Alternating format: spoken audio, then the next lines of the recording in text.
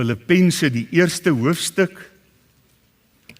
En terwyl u daarin blaai, wil ek net graag ook die groete oordra van Jeffreys Baai gemeente, wat gister hulle splinternuwe kerkgebou in gebruik geneem het. Dit is baie interessant.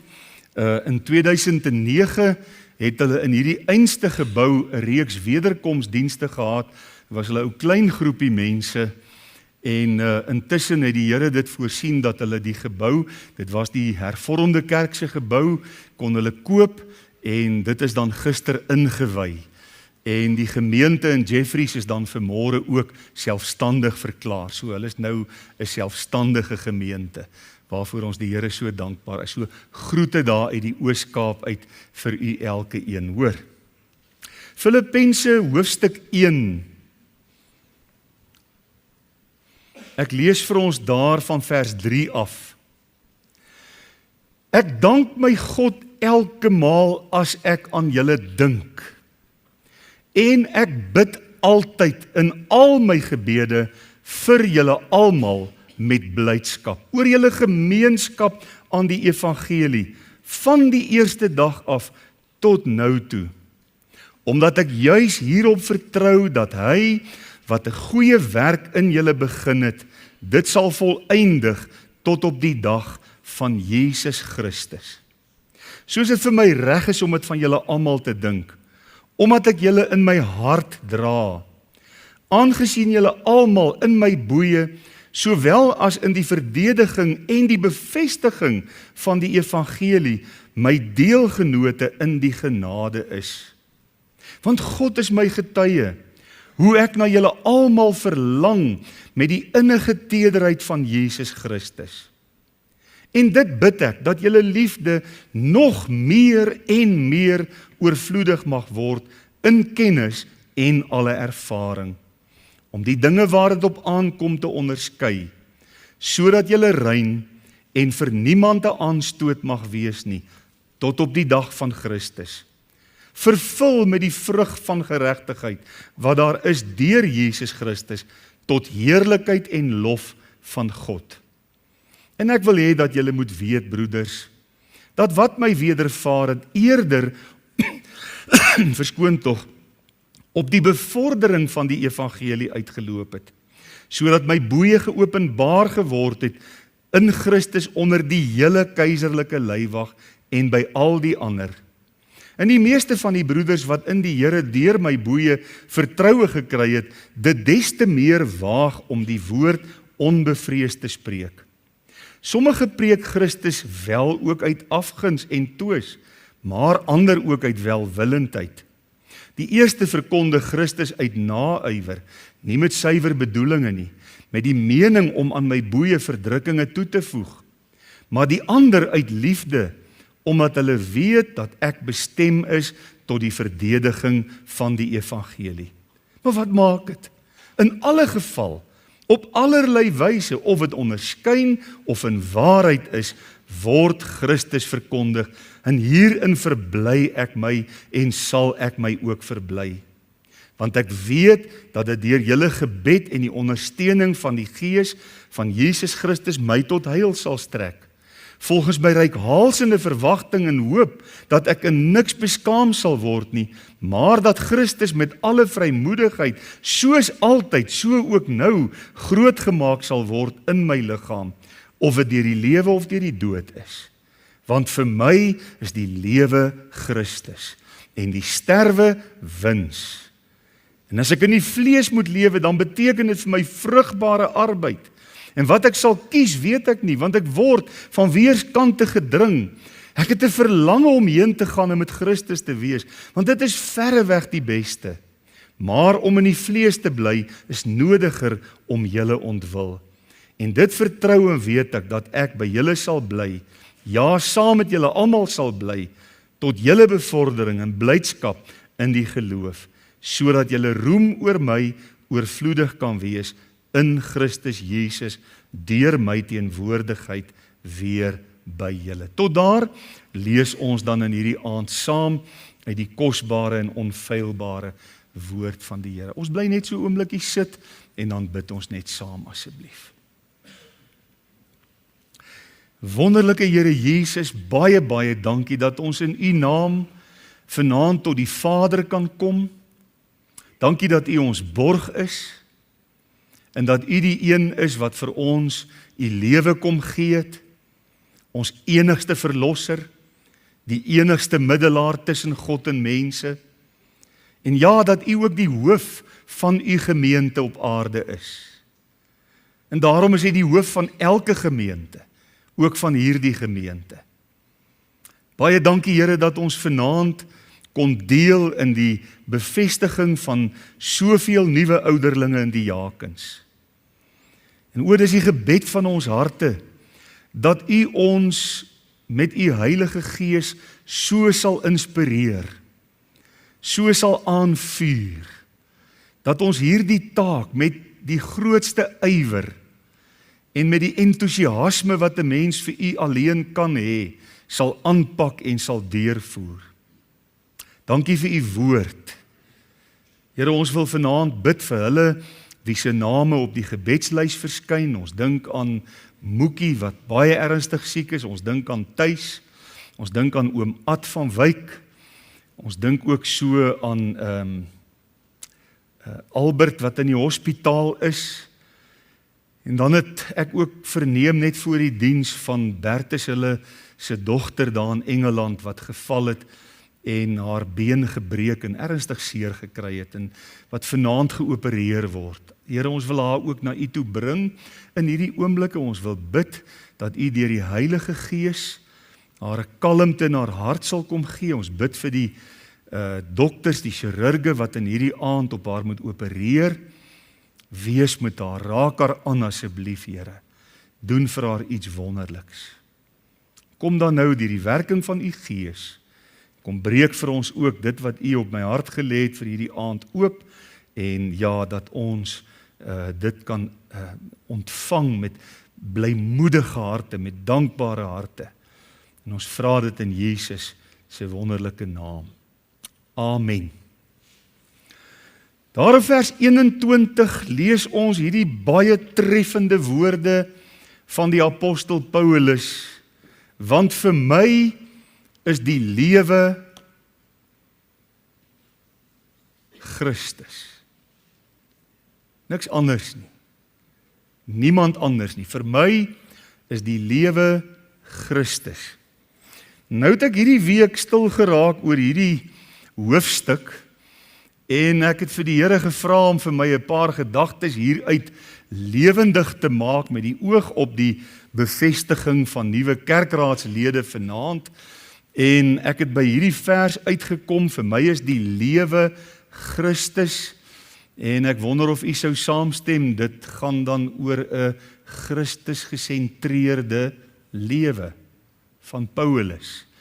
En dis baie duidelik as jy die hoofstuk lees, dat hy skryf as 'n geestelike leier.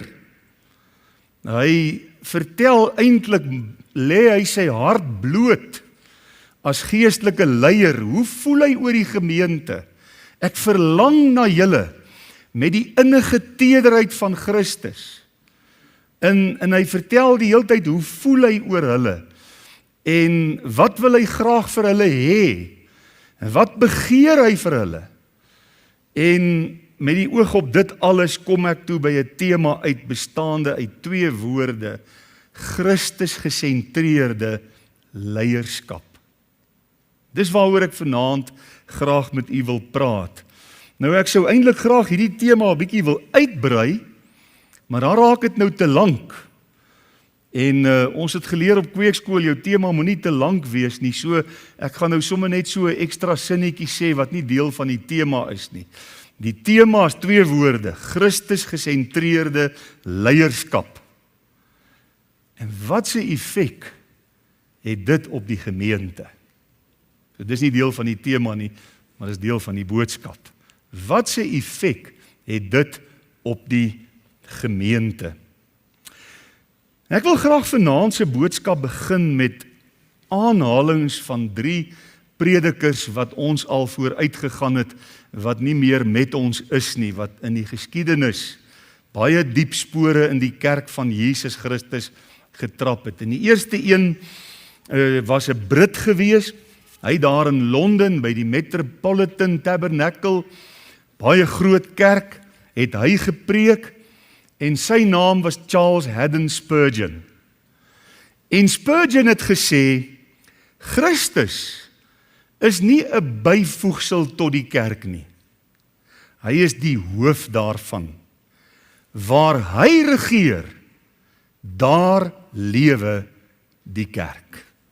Ek dink is 'n wonderlike aanhaling. Kan ek dit nog 'n keer lees? Christus is nie 'n byvoegsel tot die kerk nie. Hy is die hoof daarvan en waar hy regeer, daar leef die kerk. Kom ons omhels dit vanaand by hierdie baie besondere geleentheid. Dan was daar 'n ander geestelike leier met die naam van John Stott. En hy het gesê, 'n Christus-gesentreerde gemeente is 'n gemeente waar Christus die middelpunt van alles en almal is. Van alle besluite, van alle verhoudings en van alle dienswerk moet Christus die middelpunt wees. Dis 'n Christus-gesentreerde gemeente.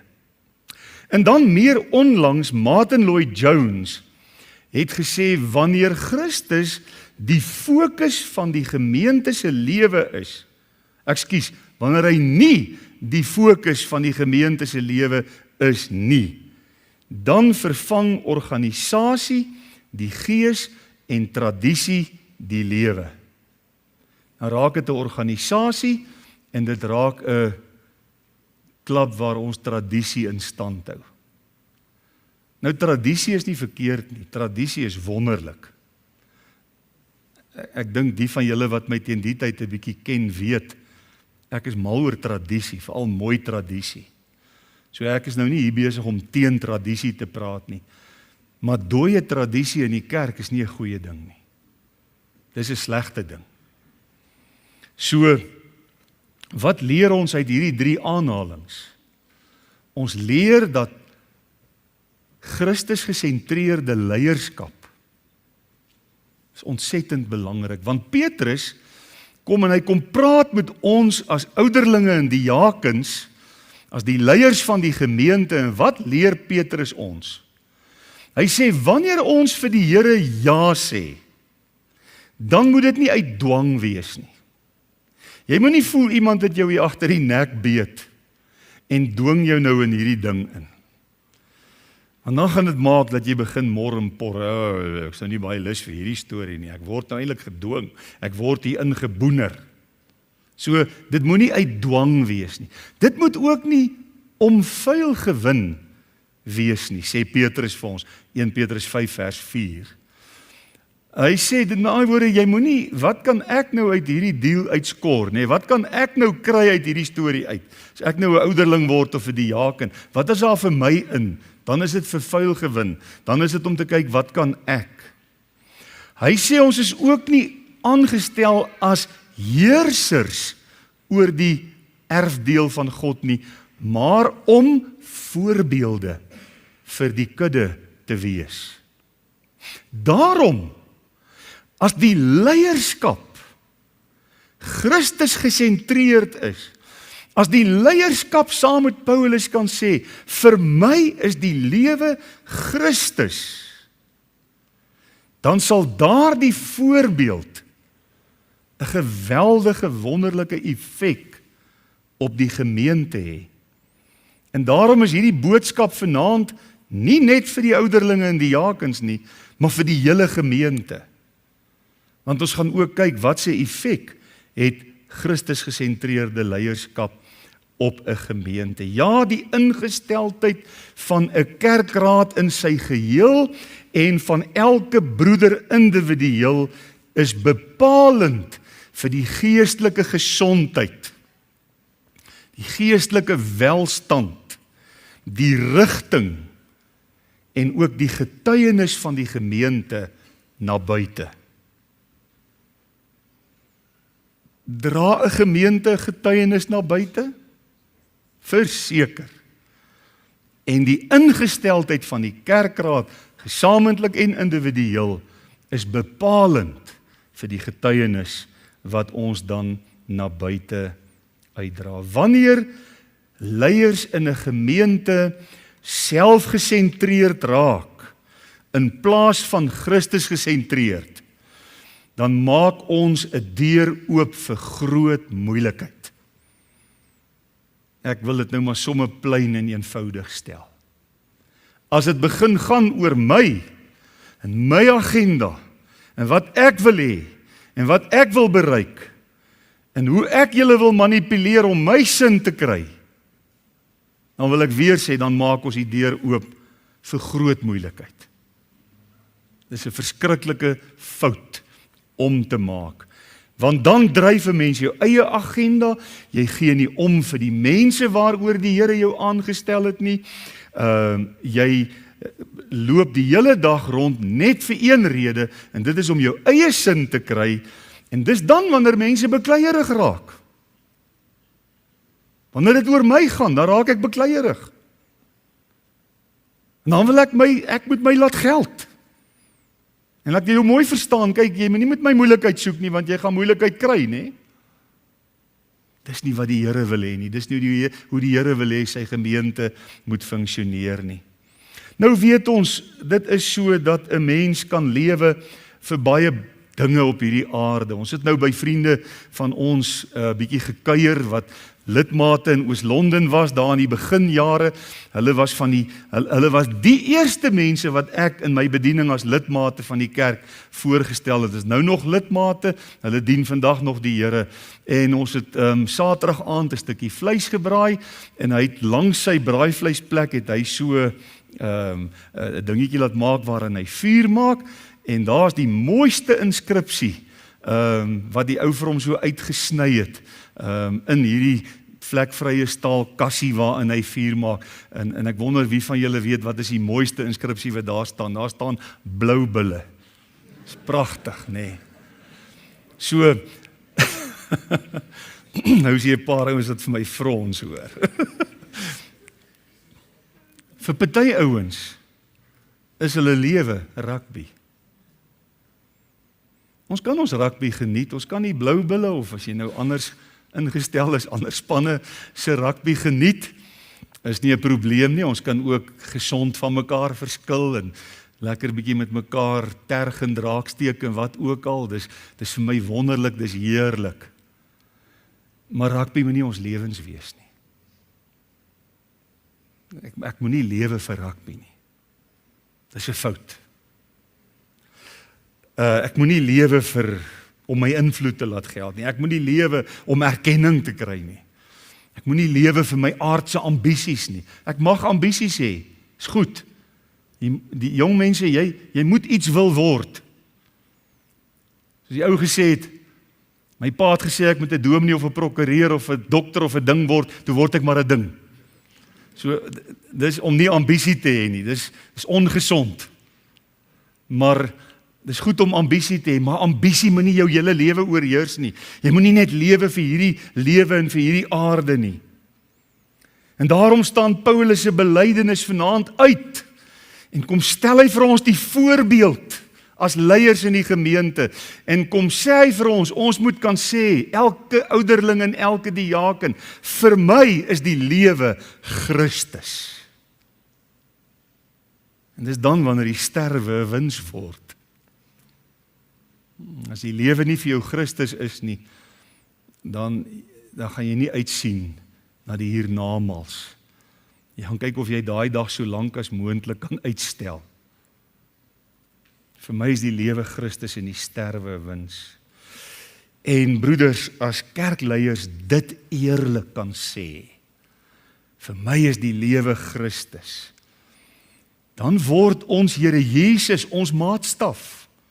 Dan meet ons alles wat ons doen aan wat hy sê, aan sy standaarde, hoe hy dit wil hê. Dan skuif ons eie belang op die agtergrond. Dis regtig nie belangrik wat Andrei Bester wil hê nie.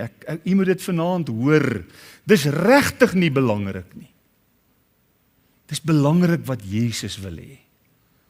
Dit is belangrik wat hy in ons en deur ons wil bereik.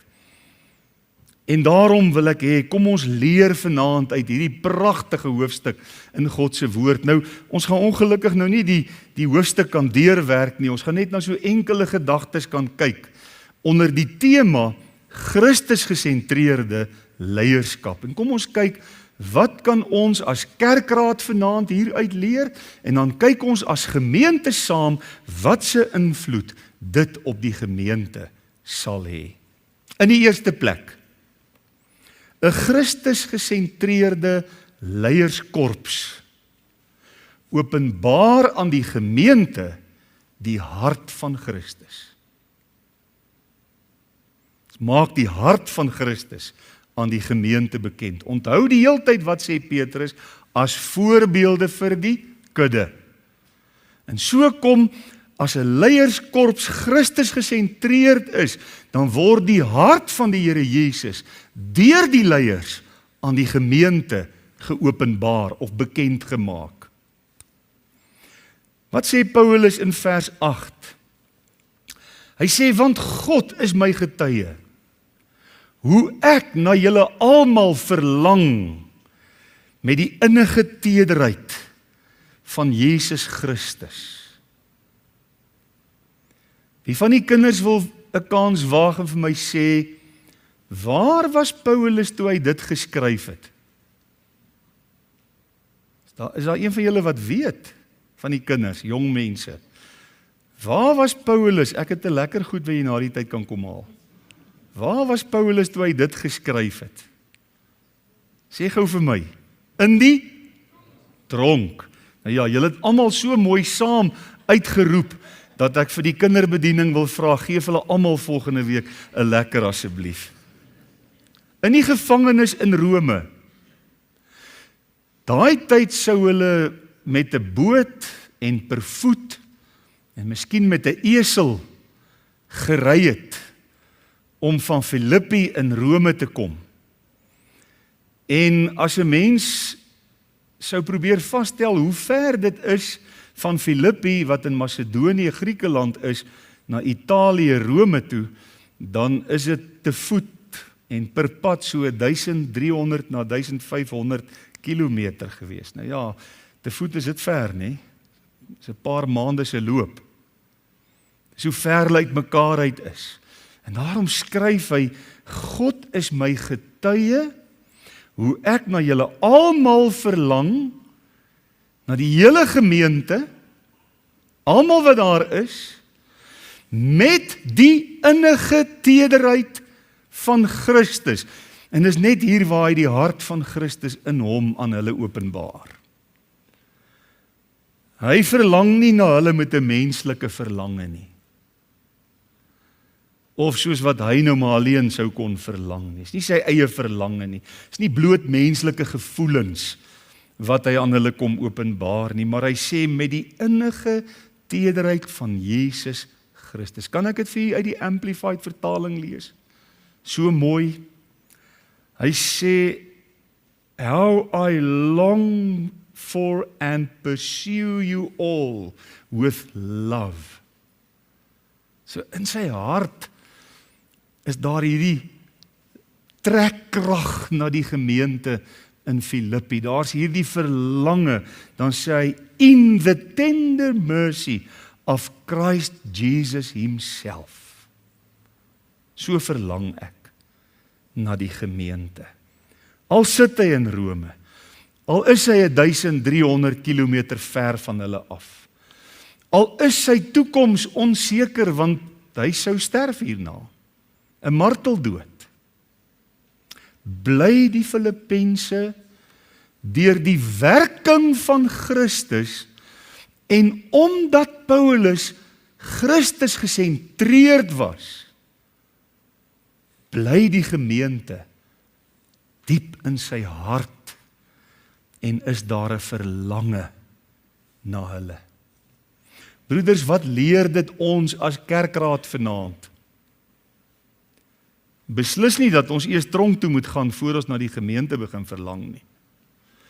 Maar dat ons ook as kerkraad hierdie gesindheid van Christus Hierdie sterk gevoel wat hy vir die gemeente het, wat hy met sy bloed gekoop het, waarvoor hy die duurste prys betaal het, dat ons daar dieselfde verlange, terwyl ons hier woon, terwyl ons hier werk, terwyl ons elke dag skouers skuur met mekaar en met ons wijkslede, dat daar in ons harte hierdie gesindheid, hierdie openbaring van Christus teenoor die gemeente na vore sal kom. Dit is ware geestelike leierskap. Leierskap wat probeer domineer en wat eiesinnig is en wat afstand hou, is nie Christus gesentreerde leierskap nie. Dis wêreldse leierskap. Dit hoort nie in die gemeente van Christus nie. En wanneer kerkleiers, hier kom ons nou, wat se effek sal dit op die gemeente hê? Wanneer kerkleiers so dien, hierdie gesindheid in ons harte het, dan begin die gemeente die genade en die waarheid van Jesus Christus beleef en ervaar. Wat leer ons in Johannes 1? En ons het sy heerlikheid aanskou, 'n heerlikheid vol van genade en waarheid. So nou weet jy waar gryp ek hierdie gedagte vandaan. Want as ons Christus aan die gemeente openbaar en ons het sy hart vir die gemeente binne in ons, dan kom hierdie genade en waarheid van Christus op 'n besondere manier na die gemeente toe aangespoel. En is dit nie in sulke omstandighede wanneer die gemeente geestelik sal groei en geestelik sal sterk word en geestelik vooruit sal gaan nie. Dis dan wanneer die Here werk. Dis dan wanneer ons kan sien dat gebroke lewens heling ervaar in die gemeente. Dis dan wanneer ons sien hoe dat die Here verhoudings herstel. Want Christus is aan die werk. Christus kry gestalte in ons almal se lewens. Ons raak almal saam elke dag meer en meer Christus gesentreerd in ons werk en in ons wandel. En dis dan wanneer ons ware disippels van Jesus word. Maar in die tweede plek, Christus gesentreerde leierskap wil die Here Jesus in alles groot maak en verheerlik. Nie alleen sy hart aan die gemeente openbaar nie, maar hom groot maak, hom verheerlik. Hy moet, wat sê Johannes die Doper, hy moet meer word en ons minder. So dis die tweede gedagte. Christus gesentreerde leierskap wil hom groot maak. In vers 12 tot 18, wat ek hier gaan lees terwille van tyd nie, vertel Paulus hoe hy eintlik in daardie tyd besig is om te ly, swaar te kry, die dood in die oë te staar. Hy praat van sy boeye. Hy praat van erge teestand wat hy deur vyande ervaar. Hy praat van die verkeerde motiewe van sommige mense wat met die doel om aan sy verdrukking pyn toe te voeg Christus verkondig. Dis almal verskriklik as dit jou motief is. Waarom jy sogenaamd die evangelie verkondig. Eintlik maar net die lewe vir Paulus in die tronk nog 'n bietjie moeiliker te maak. Nog bietjie pyn toe te doen aan sy lewe. En tog kom hy in vers 18 en sê hy met die oortuiging van sy hart, maar wat maak dit saak dat hierdie mense met hierdie gesindheid Christus verkondig? In alle gevalle, op allerlei wyse, of dit onderskyn of in waarheid is, word Christus verkondig. En hierin verbly ek my en sal ek my ook verbly. Wat was vir Paulus die belangrikste? Jesus moet groot gemaak word. Hy moet verkondig word, hy moet bekend gemaak word, al is dit selfs onder die verkeerde motiewe. Dit is vir my so 'n wonderlike les wat ons vanaand by Paulus kom leer, dat ten spyte van moeilike persoonlike omstandighede, stel hy hom ondergeskik aan die eer van Christus. Aan die feit dat hy net wil hê dat Jesus groot gemaak moet word. Ten spyte van sy boeye en sy pyn en die onreg wat hom te beurt val, en die feit dat hy die dood in die oë staar in die tronk, in hierdie omstandighede, is Paulus volledig ingeskakel, wil ek amper sê, by die Here Jesus. Hy is op dieselfde golflengte. Dit is soos wanneer jy 'n radio stel, net en skielik is hy op die stasie. En dan kom die klanke deur, die stem en die musiek en wat dit ook al mag wees. Paulus is volledig ingestem op die golflengte van die Here Jesus. O, hy moet groot gemaak word. Hy moet verheerlik word. Sy naam moet heers in die gemeente. En dit leer u en dan ek as kerkleiers, as geestelike leiers in die gemeente vanaand, dat dit nie oor ons gaan nie. Dit gaan nie oor ons gemak en oor ons gerief en oor ons sin en ons wil nie. Ons moenie eers te vra as ons kerkraadsvergadering hou en ons debatteer 'n punt en ons neem 'n besluit. Wat beteken dit vir my? Dis 'n fout. Die vraag moet die hele tyd wees, verheerlik dit die Here Jesus. Maak dit sy naam groot. Die manier waarop ek in my wijk werk, kan ek gou goeie nuus met almal vanaand hier teenwoordig deel? Ek het die afgelope 2 weke, het ek nou met hierdie groot span wat vanaand hier voor hier gestaan het van ouderlinge, 'n herindeling van die wyke gedoen, en elke gemeente lid het vanaand 'n ouderling. Daar's 19 wyke. Sommige het so 5 in, ander het 'n bietjie meer in, maar elke ouderling kry vanaand 'n wyk. Is dit nie kosbaar nie? Ons bid al 4 jaar daarvoor. En die Here het dit gedoen. As gevolg van 'n groep manne wat met groot entoesiasme ja gesê het vir die Here. Ek is so opgewonde. Dit voel of ek 'n BMX vir Kersfees gekry het. So jy vra nie in die eerste plek, wat beteken dit vir my? Wat hou dit vir my in? En kry ek my sin deur hierdie besluit nie? En hoe raak dit my invloed? Hoe raak dit my posisie? Nee, het gaan nie oor ons nie, het gaan oor Jesus. Hy moet groot gemaak word, hy moet verheerlik word. Wat se invloed het dit op die gemeente? Wel, dit sal 'n invloed hê dat die hele fokus in die gemeente sal skuif om hom groot te maak. Al hoe meer, elke dag. En die fokus sal skuif van ons na Jesus toe.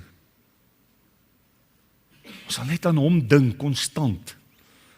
Ons sal by 'n plekkie kom waar ons, soos Paulus, almal saam, die hele gemeente uitroep, vir ons is die lewe Christus.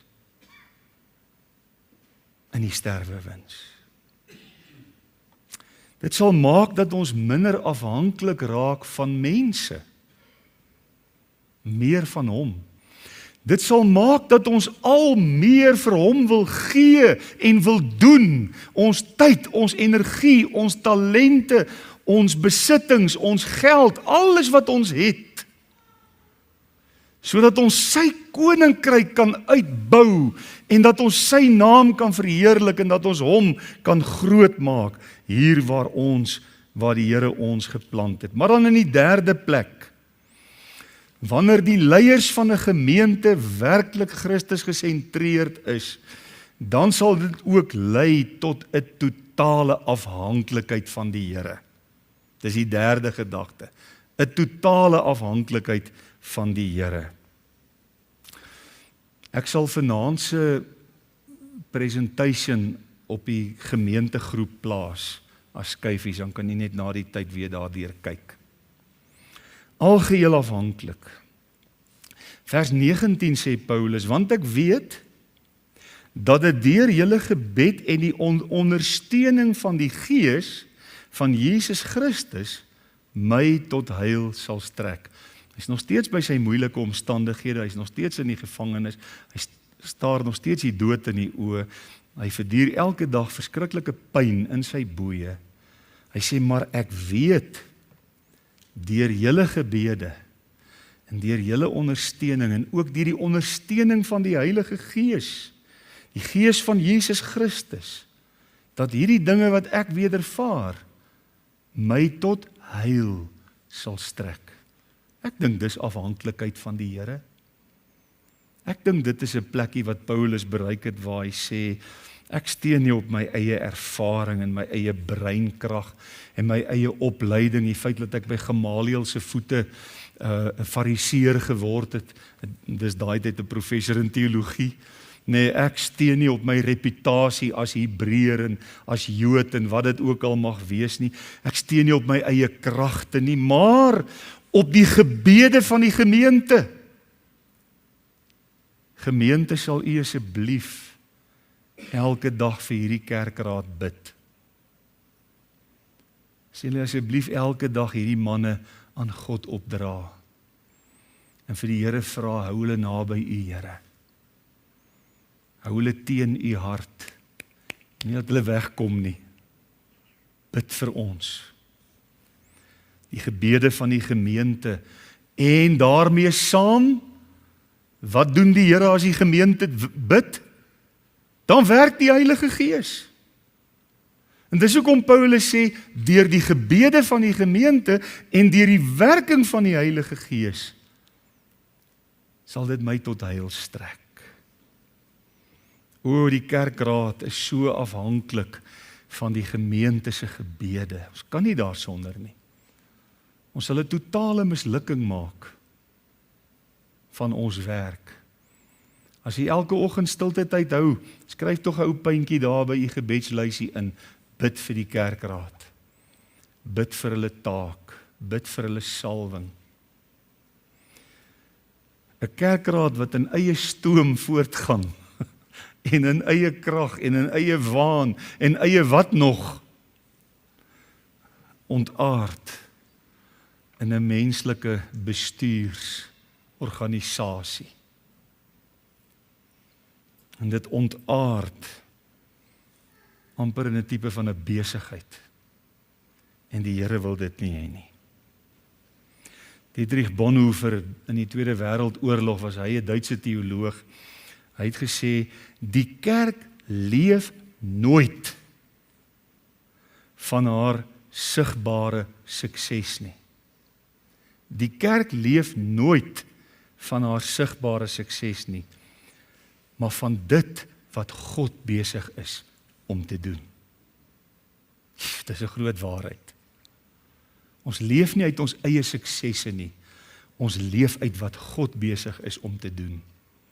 Hoe kry ons dit? Deur gebed. Wat gebeur as ons bid? Die Heilige Gees werk kragtig. En dit het so 'n voordeel vir die gemeente. Maar in die 4de plek het Christus gesentreerde leiers ook 'n ewigheidsperspektief. Ons lewe nie net vir die hier en die nou nie. Ons leef met ons oog op die ewigheid gefestig. Ons het 'n deeglike ewigheidsperspektief, 'n wederkomsverwagting. In vers 23 sê Paulus, ek het verlange om heen te gaan en ek waarborg u, hy het nie selfmoordneigings gehad nie. Dis nie wat hier aangaan nie.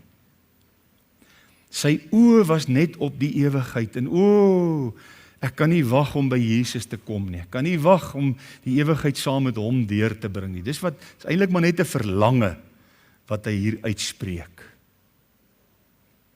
'n Hartsverlange. Dis by verre die beste om by Jesus te wees. Die ewigheid in die hemel. Dit moet 'n miljoen, biljoen keer beter wees as die stryd wat ons op hierdie aarde soms het. En die dinge wat ons hier moet deurmaak. en die beproewinge en die vrese en al die dinge wat elke dag ons deel is. Daarom sê Paulus, te verlang om heen te gaan en met Christus te wees, want dit is verreweg die beste. Daai woord verreweg beteken, dit oortref alles. As jy al die wonderlike dinge wat jy op aarde het, bymekaar sit, dan is dit om by Jesus te wees in die ewigheid, oortref dit by verre, in oormaat. Daarom lei 'n kerkraad wat Christus gesentreerd is, lei die gemeente met so 'n ewigheidsperspektief. Sê broers en susters, skep moed. Hierdie aarde is nie die einde nie. Hierdie aarde is nie die bestemming nie, dis die reis. Ons is op die oomblik in ons voertuig op pad. Ons is pelgrims. Jy ken almal hy Halleluja lied. Waarheen pelgrims, waarheen gaan u? Oog omhoog en hand aan hand. En dan antwoord ons op daai vraag. Op ons vors se roepstem gaan ons na ons huis en vaderland. Ja, ons is pelgrims op hierdie aarde. Ons is op reis na die ewigheid. Die mense wat dink ons het aangekom, is woes ontnigterd. Sê, oh my goodness, as dit die eindbestemming is, dan, ek weet nie, dis nie so wonderlik nie. Ja, daar's wonderlike dinge in die lewe op aarde. Ek geniet my lewe verskriklik. Dis vir my wonderlike gawe om te kan lewe. Maar ek is bly, dis nie die eindbestemming nie.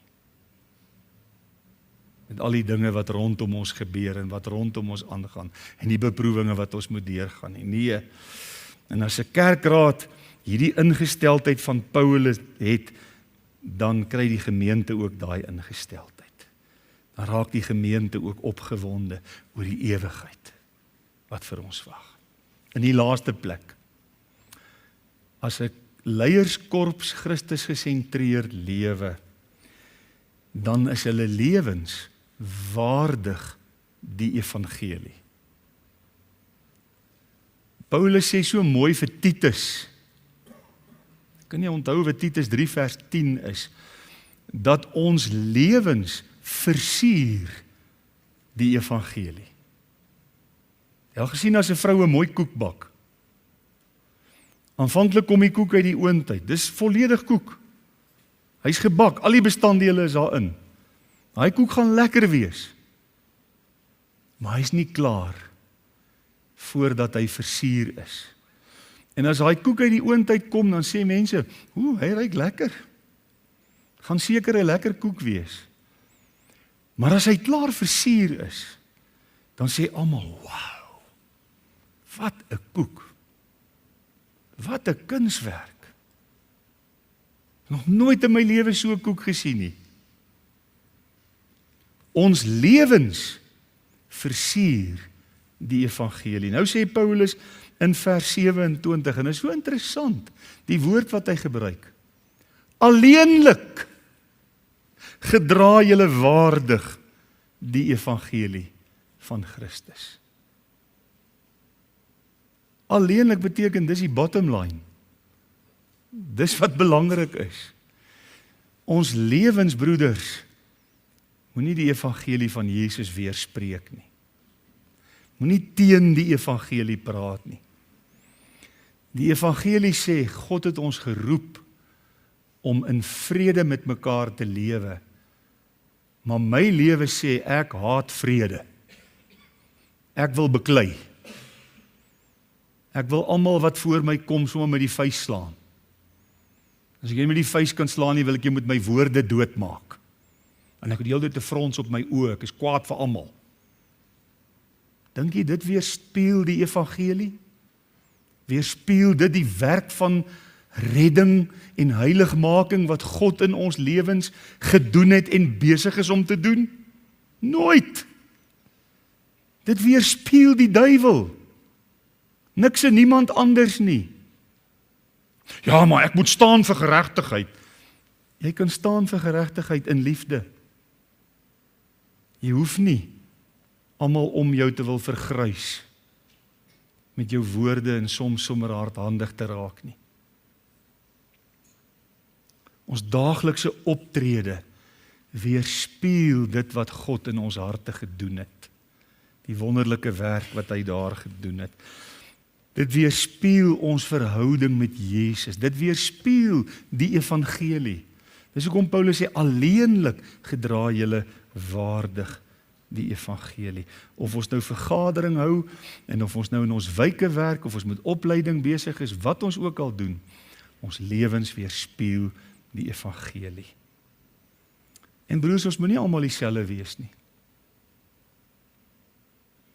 Ek wil tog asseblief net nie 29 man klein Andrei Bestertjies hê in die kerkraad nie. Wee ons as dit gebeur.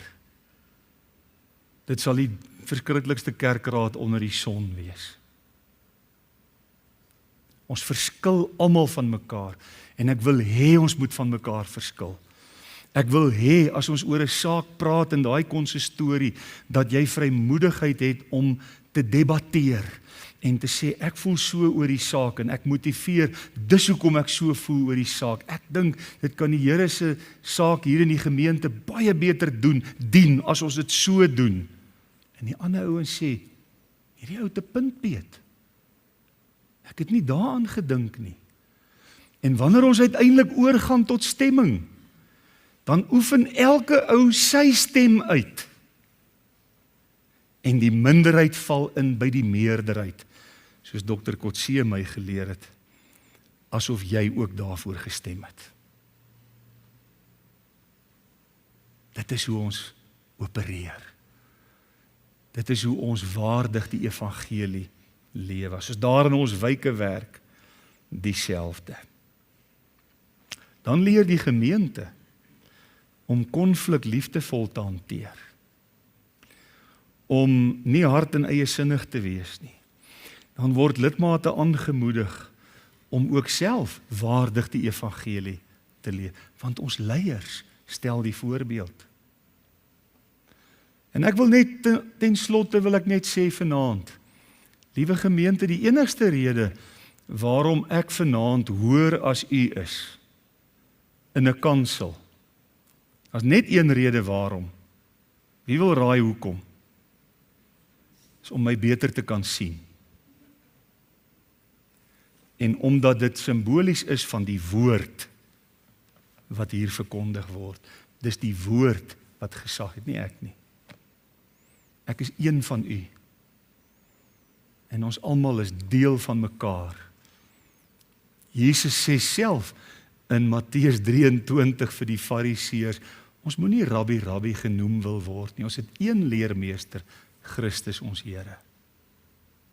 Ons is almal lede en broers en susters van mekaar. Maar die kerkraad het 'n rol om te vervul. Die kerkraad moet leiding neem. Die kerkraad is die geestelike leiers. Nie belangriker as die res van die gemeente nie verhef nie, maar leiers. Sê vir die gemeente, kom. Ons gaan die rigting. Ons met ons oog omhoog gaan ons koning tegemoet. Dit is die taak van die kerkraad. Kom ons sluit af. 'n Christus-gesentreerde kerkraad kan sê, ons deel in Christus se hart vir sy gemeente. Ons dra sy belange bo ons eie. Ons vertrou op die werking van sy Heilige Gees en op die gebede van die gemeentelede. Ons verlang om by hom te wees, ons het 'n ewigheidsperspektief. En ons leef tot sy eer, waardig die evangelie. Geliefde broeders kerkraad, ek wil afsluit deur iets baie belangriks vir u te vra vanaand. Gee u aan die Here oor, dat hy u kan toerus vir hierdie baie hoë en heilige roeping wat hy op u lewe kom plaas het. Nie om te heers nie om baas te speel nie, maar dat ons saam diensknegte kan wees van hierdie wonderlike gemeente waar die Here ons geplant het. Liewe gemeente, ek wil vir u ook iets vra. Ontvang vanaand u leiers met dankbaarheid. Vanaand huis toe en gaan sê dankie vir die Here. Dat hy manne geroep het en dat hulle bereid was om ja te sê. Ek wil vir u sê, in die jaar 2026 het ons vanaand 'n wonderwerk hier aanskouer. As min gemeentes op aarde, waar manne met soveel entoesiasme vir die Here ja sê. Dis God se werk. Kom ons gaan vanaand huis toe, kom ons gaan sê vir die Here dankie. Kom ons gaan eer hom. Kom ons gaan soek saam die Here. Kom ons vat hande en kom ons loop die pad van die Here tot wanneer hy ons kom haal. Amen. Wonderlike Here Jesus, ons eer u, ons dank u in hierdie aand vir hierdie besondere geleentheid. En mag hierdie boodskap ons harte kom vul, mag ons dit lank onthou. Mag u verheerlik word in hierdie gemeente, deur die kerkraad en ook deur die gemeentelede. Help ons om in te sien dat ons 'n eenheid is, dat Christus alleen ons hoof is. Die moderator is nie die hoof van die EG Kerk nie, en die predikant is nie die hoof van die gemeente nie. Hy is die lerende ouderling. En hy is die voorsitter van die synodale vergadering, en verder is hy die voorsitter van die synodale kommissie, die moderateur, om 'n taak te doen. U is ons hoof. U is ons enigste hoof. Ons wil nie 'n menslike hoof hê nie. Ons wil nie 'n paus in ons midde hê nie. Dankie vir leiers. Dankie vir manne van God wat vanaand ja gesê het. En Here, ons is nie een volmaak nie. Ons is besig om te groei. En ons moet by daai plekkie wees waar Paulus sê, ek is nog nie volmaak nie. En ek roem ook nie daarin dat ek volmaak is nie, maar ek jaag daarna. Asof ek dit kan gryp.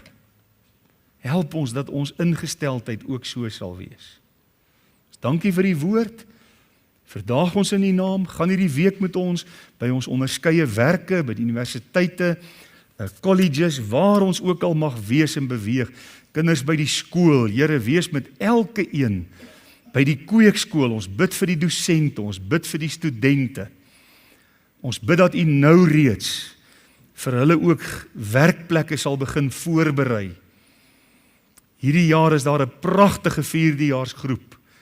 En Here, wanneer hulle aan die einde van die jaar klaar maak, dat daar hongergemeentes sal wees wat vir hulle wag en wat sê, ons kan nie wag dat julle by ons kom aansluit om ons te lei in die woord van die Here nie. Bring ons aan die einde van onsself, elke een. Help ons om minder te word, dat Jesus meer kan word. Ons bid dit in die lieflike naam met danksegging. Amen.